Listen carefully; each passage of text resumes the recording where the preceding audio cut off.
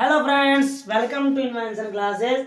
आप सभी बच्चों का अपना हार्दिक अभिनंदन। मैं दीपक शर्मा आप सभी विद्यार्थियों को सांख्यिकी अध्ययन करा रहा हूं।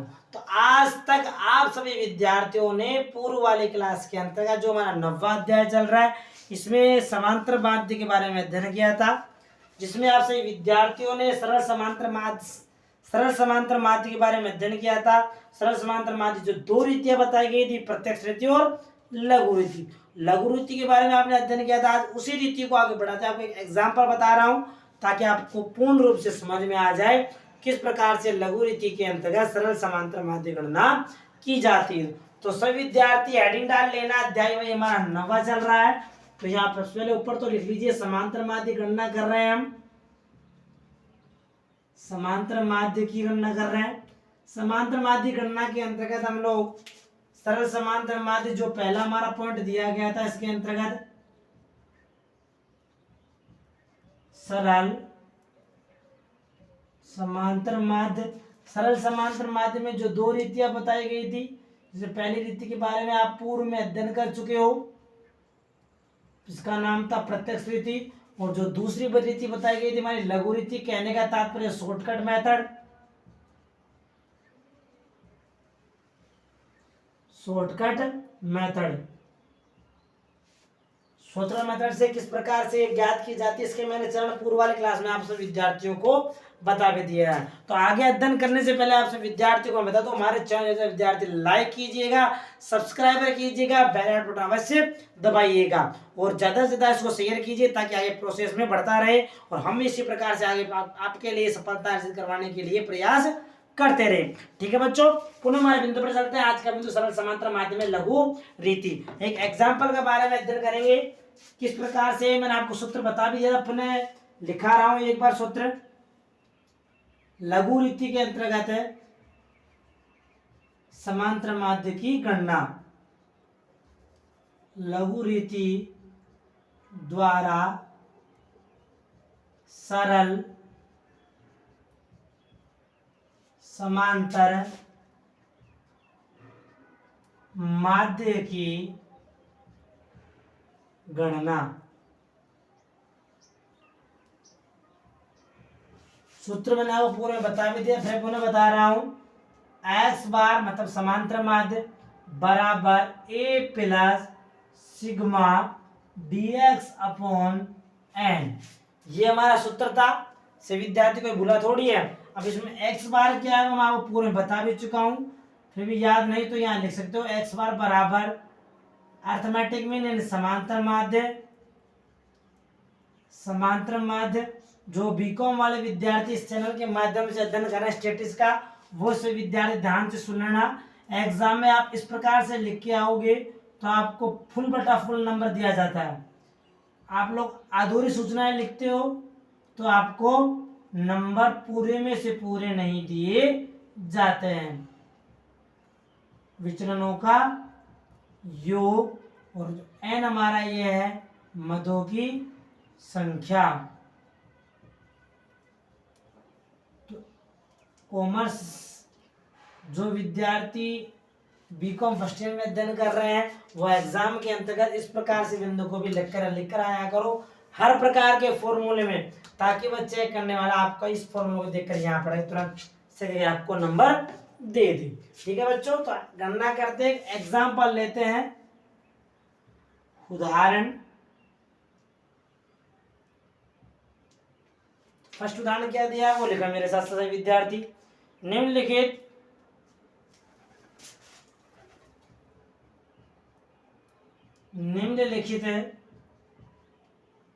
10 विद्यार्थियों की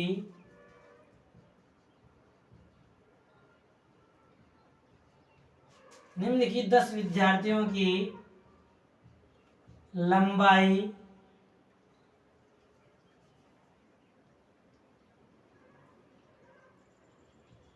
की 10 विद्यार्थियों की लंबाई की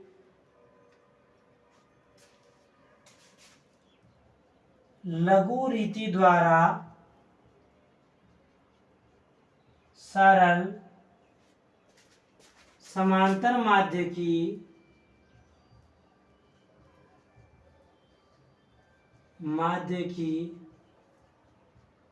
गणना करो। अब आपके पास जो समंक दिए हुए हैं वो समंकों को भी लिख लीजिए। समंक क्या है? स्टूडेंट दिए हुए हमारे पास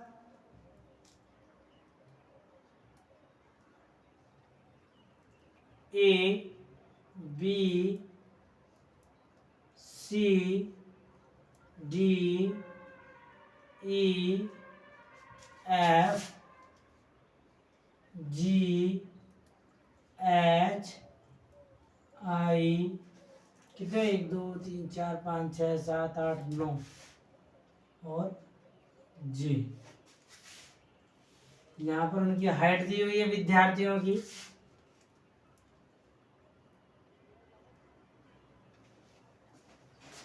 हाइट्स कहने वाले HEIGHT, हाइट कितनी कितनी होगी लिख लीजिए। 165, 180, 157, 162, 66, 54, 67,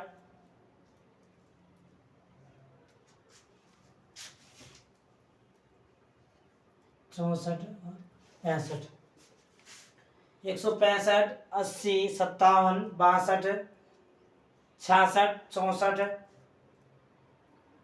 इधर 66, 64, 55,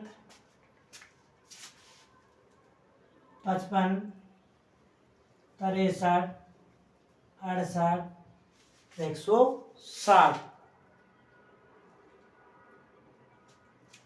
155, 53, 168 और 160। ये प्रश्न आपको किताब में दिया हुआ है। अब मैंने जो आपको स्टेप बताए थे, 4 बिंदु बताए थे, उन चारों बिंदुओं के माध्यम से आप ज्ञात कर सकते हो। अब देखो कैसे, एक बार समझ लेना अच्छी तरह से। हल, सॉल्यूशन, कॉपी और पेन लेके बैठे हो, लिख रहे हो तो लिख बाद में लेना, पहले समझ लो किस प्रकार से लघु रीति द्वारा सरल समांतर माध्य की गणना की जाए। ये प्रश्न दिया हुआ है आपके पास, तो पहले तो समाधान करते समय दोबारा लिख लीजिए। एक स्टूडेंट हमारे क्या है? स्टूडेंट्स कितने हैं? A B C D E F G H I J, total number. Height दी हुई है 165, 180, 157, 166, 62, 66, 164, 155, 153, 168 और 160। ये हमारा हाइट यानी एक्स वाला मूल्य कहलाएगा बच्चों, ध्यान रखना। अब हमें क्या निकालना है? हमें विचरण ज्ञात करना है। यहाँ एक बात तो यहाँ खत्म हो चुकी है, क्या कि हमारे पास जो मूल्य दिए हुए हैं, हमारे पास जो मूल्य दिए हुए हैं वह व्यक्तिगत श्रेणी में है। हमें dx निकालना है, ये आपको मैंने बताया था। x का मूल्य दिया हुआ है, विचरण ज्ञात कीजिए। dx कैसे है? x माइनस ए। अब तो x माइनस ए करने के लिए आपको a की आवश्यकता पड़ेगी। किसकी बच्चों? a की। तो a का मूल्य हमें लेना है। मैंने आपको ये लिखाया था कि एज्यूम्ड मीन अर्थात कल्पित माध्य का मूल्य जो लिया जाएगा, या तो आपके पास जो समंक श्रेणियां, जो समंक मूल्य दिए हुए हैं, इनमें से आपको जो भी मूल्य अच्छा लग रहा हो वो मूल्य ले सकते हो, पहली बात।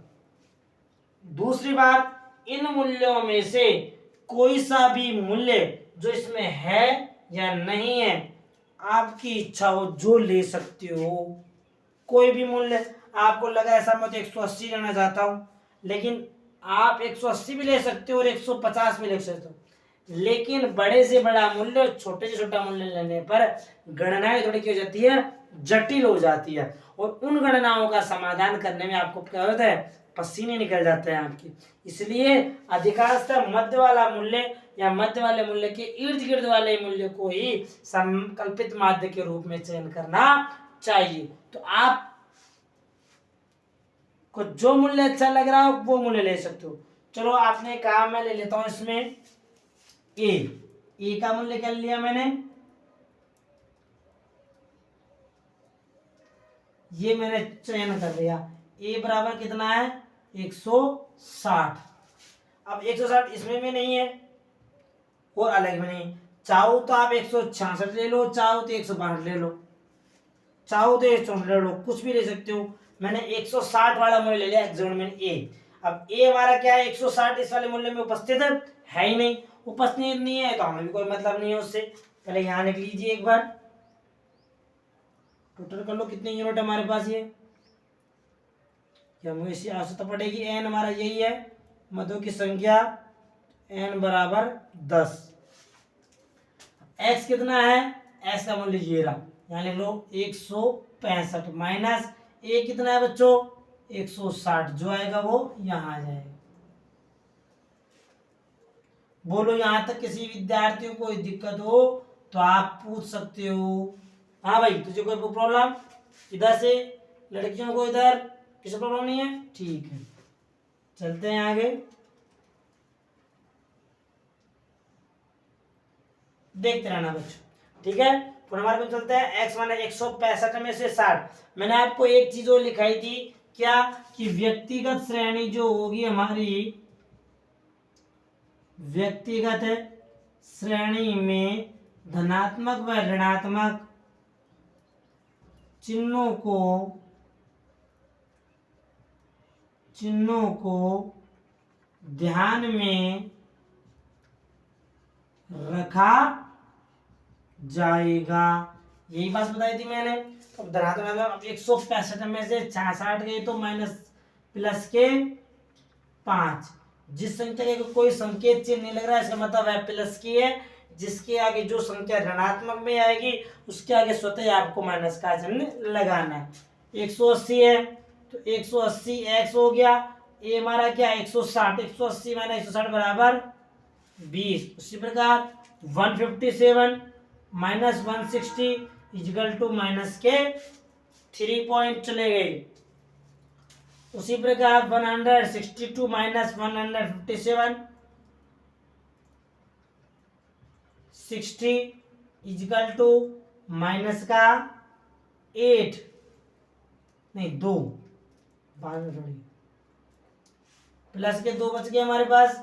उसी प्रकार 166 माइनस 160 प्लस के 6 बच गए, 164 माइनस 160 प्लस के 4 बच गए, 155 माइनस 160 माइनस के 5 आ गए, 153 माइनस 160 बराबर माइनस के 7 बच गए। उसी प्रकार 168 माइनस 160 प्लस के 8 बच गए। उसी प्रकार यहाँ आ गया 160 माइनस 160, 160 था ना, और कुछ था मूल्य 160 ही है बराबर 0। ये हमारा dx आ गया बच्चों, क्या है dx। मैंने आपको थर्ड नंबर स्टेप में बताया कि dx विचलनों का मान ज्ञात करने के बाद आपको उन विचलनों का योग करना होगा। अब मैंने एक चीज और बताई थी आपसे, विद्यार्थियों को याद हो तो ध्यान रखना कि जब, क्या बच्चों, कि जब विचलनों का योग किया जाएगा, क्या किया जाएगा बच्चों, कि जब आपके द्वारा विचलनों का योग किया जाएगा तो धनात्मक और ऋणात्मक चिन्हों को ध्यान में रखा जाएगा। समझ में आ गई सभी को विद्यार्थियों को? चलिए बहुत अच्छी बात है। तो देख टोटल कर लेना इसका। टोटल कहने का तात्पर्य सिग्मा dx, यहां लिख लेता हूं मैं सिग्मा dx। ये वाला मूल्य मैंने यहां लिखा है बच्चों, कंफ्यूज मत होना, देख लेना एक बार ताकि आपको साफ साफ नजर में आ जाए। सिग्मा डीएक्स बराबर, पहले माइनस की संख्या को नोट रख लीजिए। माइनस कितनी कितनी है, माइनस के 3 5 और 7, 5 3 5 3 8 8 8 16, तो माइनस के आगे हमारे पास 15, माइनस कितने हो गए, माइनस के हमारे पास 15 हो गए, और प्लस के भी जोड़ लो। प्लस के बाद कितने आ रहे हैं, 20 5 6 7 7 7 14 17 17 17 17 17 14, 15 के 5, यहाँ से 1 2 3 4 6 46, कितना आ गया बच्चों, 46 अंक आ गया हमारे पास यहाँ पर। यहाँ तो कोई किसी विद्यार्थी को ये 46 टोटल इसका हो गया। अब क्या करना है, अब छोटी सी बात है बस, 46 से 45 आता है, ये टोटल चेक करना सही विद्यार्थी एक बार, 45 45 ये आ गया। प्लस का तो 45 है, माइनस का 15, इसमें जो घटा लो तो कितना बच गया। जो संख्या बड़ी होती है उसी मान को रखा जाता है, यहाँ बड़ी संख्या 45 है तो प्लस के हमारे पास कितना आ गए 30, तो सिग्मा जो dx आया है कितना आया बच्चों 30 आ गया।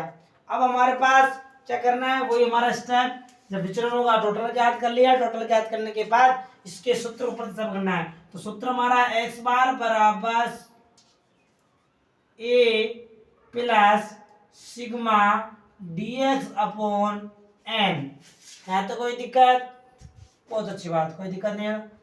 x बार बराबर a आपने क्या लिया था, आपको x बार ज्ञात करना है, यहाँ लिख लो पहले। a आपका कितना था बच्चों, ये देख लो ऊपर, a आपका कितना आया था 160, सिग्मा dx कितना आया, सिग्मा dx ये लिख दिया मैंने प्लस का 30, और n हमारा क्या है ये लिख दिया मैंने, n हमारा total number of units, n हमारा होगा 10। ये चार चीजें, अब इस मान को यहाँ प्रतिस्थापित कर दो।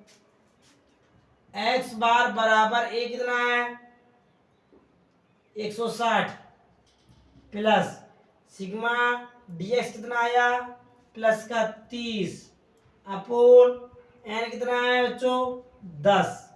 यहाँ तक किसी विद्यार्थी को कोई दिक्कत है, x बार बराबर 160 प्लस 30 बटे 10, पहले जोड़ना नहीं है, x बार बराबर 160 प्लस 30 में 10 का भाग दिया, कितनी बार गया बच्चों 3 बार गया, 160 प्लस 3, x बार बराबर 163, ये आपका आंसर आ गया। अब देखो पीछे वाली क्लासों में जो हमने प्रत्यक्ष रीति के बारे में अध्ययन किया था तो उस समय भी आपका आंसर यही प्रश्न था, तो 163 आंसर आया था, इसमें भी 163 आया। अब इसमें एक महत्वपूर्ण नोट रह गया बच्चों, अब वो क्या रह गया, उस नोट को यहां नोट कर लो, बॉक्स बना लो अपनी अपनी कॉपी में एक छोटा सा, और उस बॉक्स के अंदर एक नोट को एंट्री लो, लिख लो। अब नोट क्या है, नोट लिख लोगे तो आपको याद रहेगा कि आपने क्या लिखा था, क्या लिखना है वो नोट लिख लीजिए। रेडी, नोट लिख लीजिए।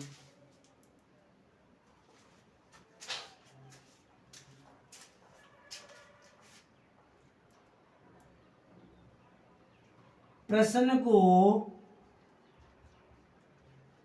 प्रत्यक्ष एवं लघु रीति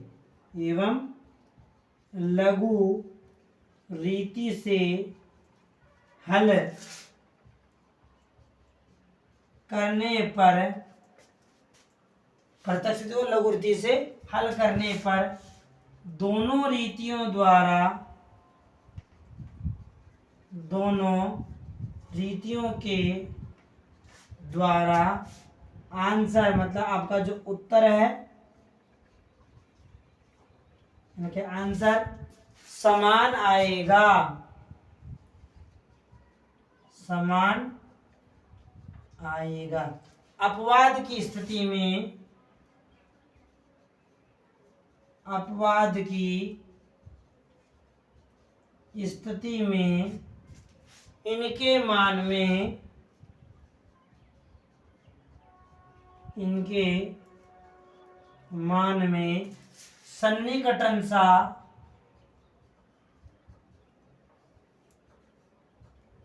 सन्निकटन सा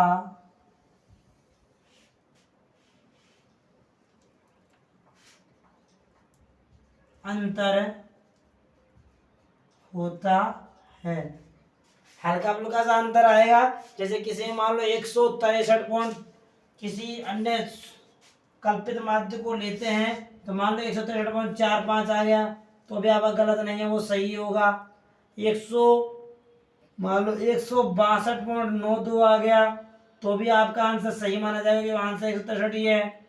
यदि आपके द्वारा भी 160 ही मान लिया गया है, ये आपका 160 लिया है और किसी संमित आपके मित्र ने 160 लिया है, आपके तो फिक्स आंकड़ा आया 163 लेकिन उसके 162.92 आ रहा है, तो यहाँ पर गलती हो सकती है आपसे प्लस माइनस में या एडिशन के अंतर्गत। तो उन चीज का या उस तथ्य का आपको विशेष तौर पे ध्यान रखना है कि आपके आंसर में विभिन्नता क्यों आई है। इस प्रकार से आप सरल समांतर माध्य की गणना लघु रीति में सूत्र x बार बराबर a plus sigma dx upon के माध्यम से कर सकते हो। समझ में आ गया से विद्यार्थियों को, इस प्रकार से गणना की जाएगी।